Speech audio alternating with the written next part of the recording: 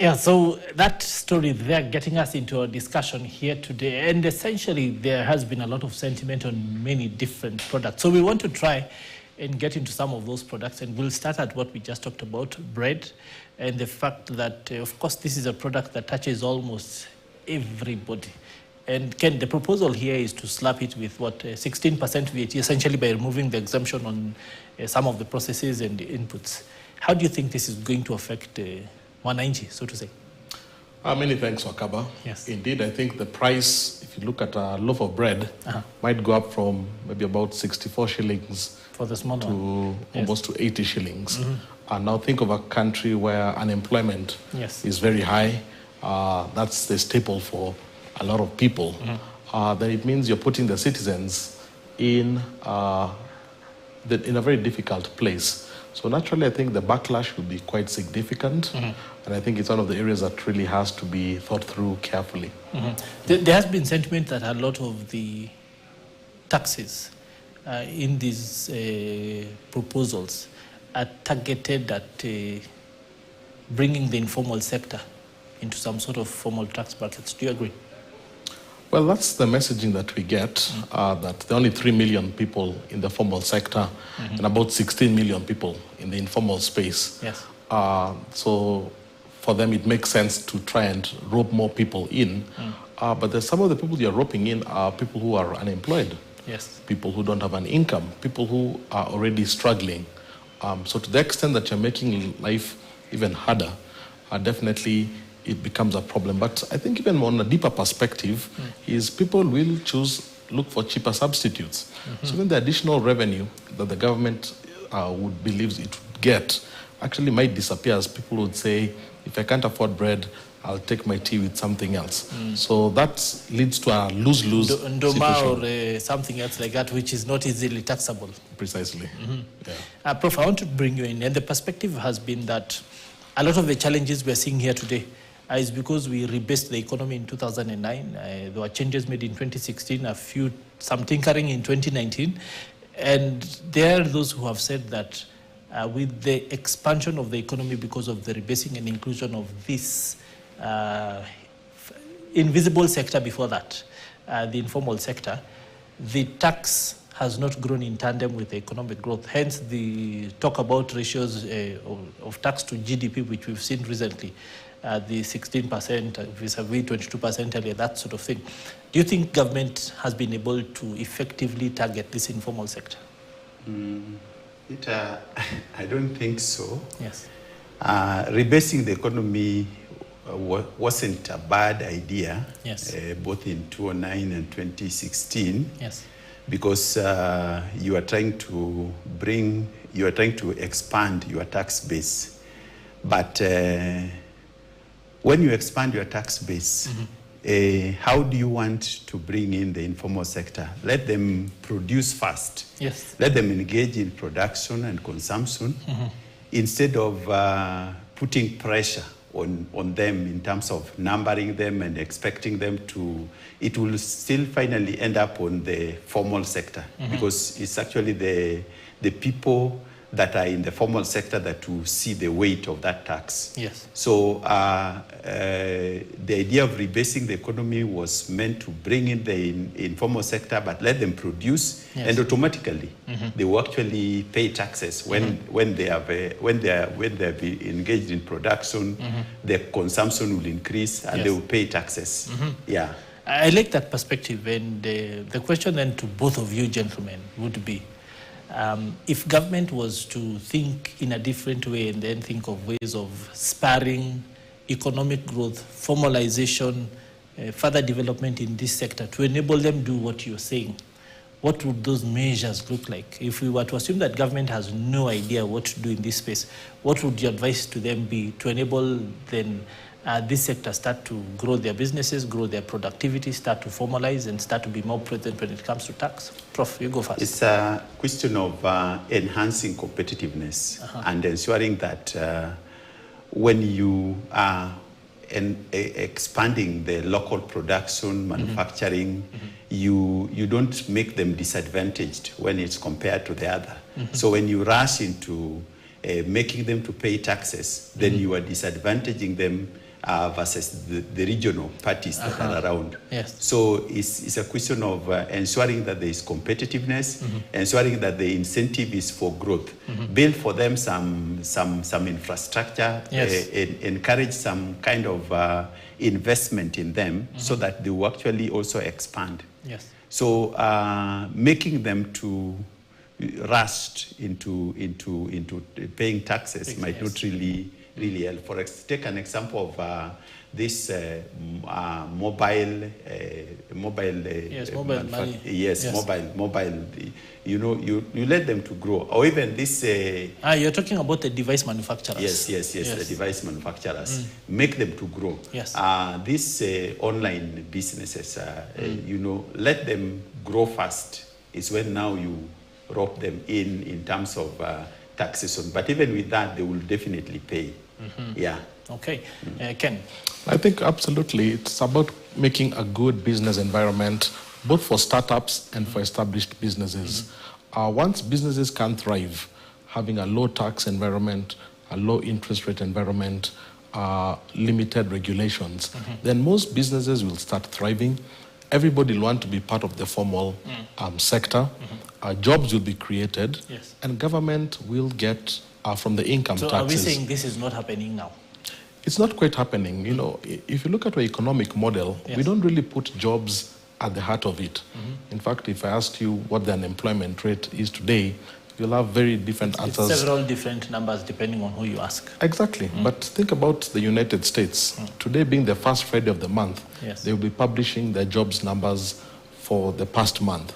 So it's very clear for them, as more jobs are being created, that's more income tax for the government. But our economic model is not centered around jobs. And if we can create an economic model that's centered on jobs, then you have a win-win situation, because people have jobs. When somebody has a job, it's very easy for them to part with tax. But when you start asking people who are unemployed Yes. to start having coughing consumption taxes, you make life that much harder. Remember, it was Marie Antoinette who said, if they can't eat Yes. bread, let them eat cake. Yes. That really is a We direction. saw someone say it ndoma rather than bread. Yes. Absolutely. So it's a chicken-egg problem. What comes first? First create the jobs, Yes. then the revenue follows, not vice versa. Yes. The second thing I want us to discuss then is what the Basigo CEO there said. He talked about a predictable and sustainable and stable tax and operating environment. That is what businesses want and what businesses need. The question then I'd say, but we have Vision 2030, and then we have medium-term plans, which are supposed to be every 5 years. And off the basis of that, we then have the annual budgets and so many budget policy statements and that sort of thing, which are supposed to feed each other. Are we saying that we are not drawing down from Vision 2030 and the plans that we're putting in place are not incremental planning towards that? Prof? I think on paper, Yes. we have those things very well, Vision Yes. 2030, Yes. MTP, Yeah. but there is some kind of unpredictability in us. Sometimes we just bring in some things Yes. in a rush so that we can actually be able to achieve something. It's true. For a business to grow, or even investors, they need a predictable Yes, environment to invest so that they long-term. can be able to plan. But somehow it looks like we are in a bit of a hurry. Yes. We want it and we want it, and we become too innovative on the ways of getting it instead of going as per Yes. some plan. Yeah. Ken, why do you think this is the case? And because for me, with Vision 2030 so clearly outlining what are supposed to be our national aspirations, and then the pillars, the medium-term plans then speaking towards that, we've seen the development plans put in place. Why do we keep having this problem? Well, I think the challenge is, while the Vision 2030 is an economic blueprint, Yes. we do have a political reality. And every 5-10 years, the government of the day also has its own priorities. Yes. So the previous administration is so focused on the big four. And so there's a political economy at play that sometimes prevents maybe a long-term economic vision coming out. Yes. But I think at the end of the day, there's still tenets that are still critical to national development. Yes. Number one, I think if you really think through the national tax policy, Yes. which came out about 2 weeks ago, and ask yourself, what is the principle behind it? I was trying to look for the principles of it. Yes, people talk about predictability and stability. I think they're important, but I don't think they're the most important. I think the most important aspect of tax is proportionality, that to whom much is given, much is taken in a sense. So an element of justice. And I think only a progressive tax system allows for that. Yeah.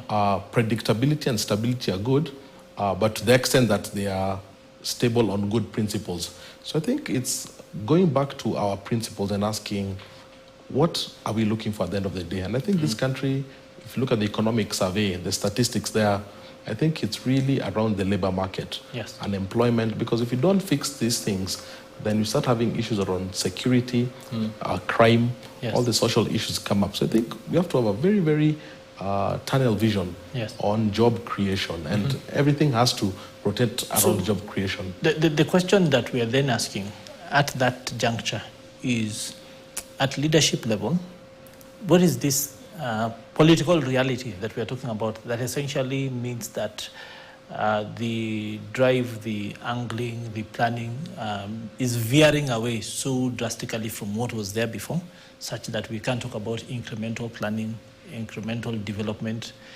towards this vision. Sometimes we see complete abandonment of projects.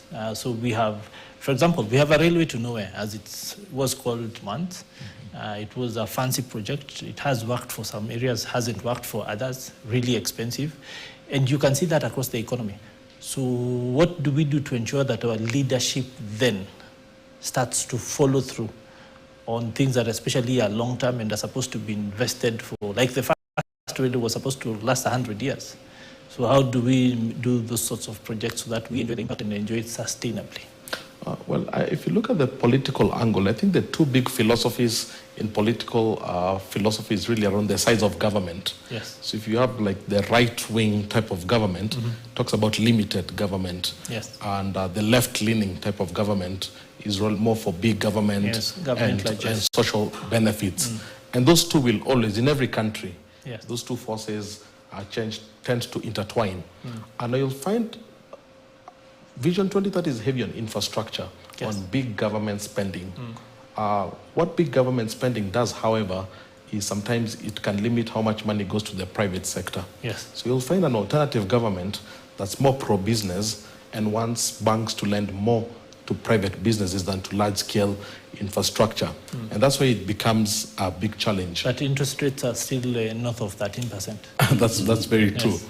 But to your point, it is possible to still have long-term planning. I mean, Saudi Arabia has a Vision 2030, Qatar has a Vision 2030, and it's possible to find things that are apolitical, things that we all agree. And I think one thing we can all agree is it's important to create jobs. Yes. I can't think of an economic philosophy or a political philosophy that is opposed. I want to stop you right creation. there. I was going to ask Prof, do you think this budget will help us create jobs? I want you to hold that up because we want to go to a commercial break. But when we come back, I want us to discuss that issue. When you look at this budget, is it really going to spur growth? Is it going to spur development? Is it going to spur jobs?